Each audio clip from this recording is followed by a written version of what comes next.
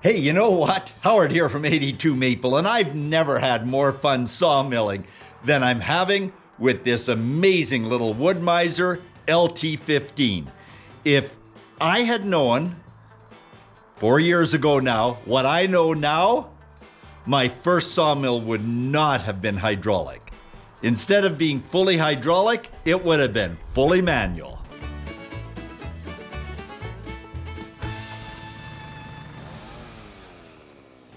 Okay, let's get into this. So case in point, remember when my Sawhead came unceremoniously crashing down on the Norwood? I'll throw a link in down below for viewers of the channel that didn't see that episode.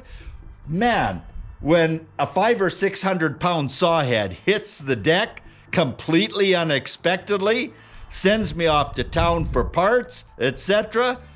Wow, that's an experience you don't soon forget.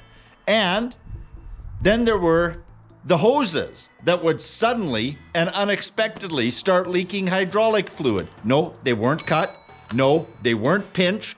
No, there was nothing else physically wrong with them. Just sloppy crimping job by presumably the low bid manufacturer that won the contract to provide the hoses.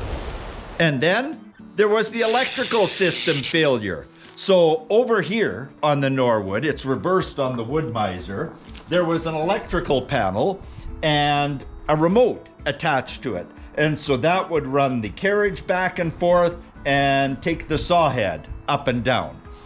And at the 2-year point, there was a complete failure of that electrical panel. No, it didn't get wet. No, it didn't take a blow. There was nothing I did that attributed in any way to its failure.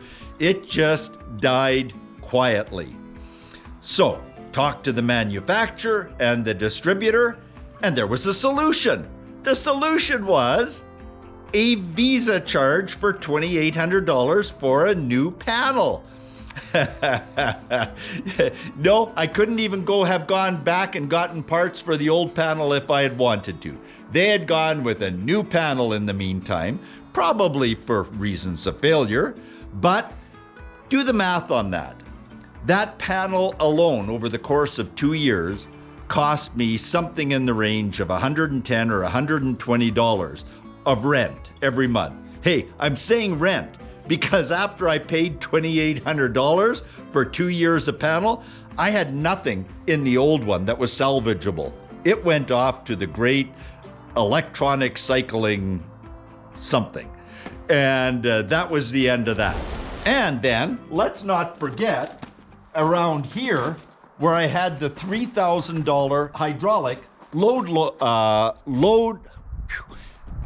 easy for me to say, log loader option.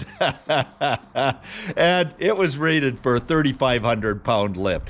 At the point of purchase, I actually talked to the distributor and said, really? 3,500 pounds? Like, that's a lot of log to be lifting onto the deck.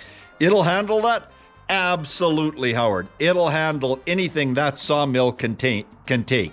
So I was cutting a long log, 20 feet long. The log loader was a little bit off center, moved towards closer to the front of the mill.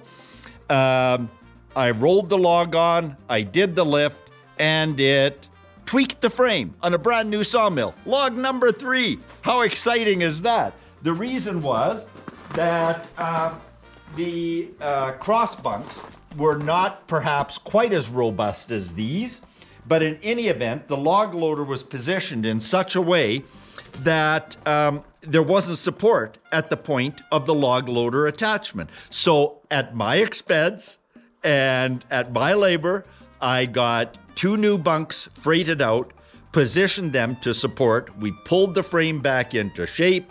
It has remained straight to this day, but wow. You know, there's more to full hydraulics than I've just mentioned. For example, the log turner, which sounds like a pretty handy little thing. But you know what? On this particular unit, I've never had a problem yet turning a log, and I'll tell you why. Follow me around here. All I need is a 6-foot handle on my little log PV.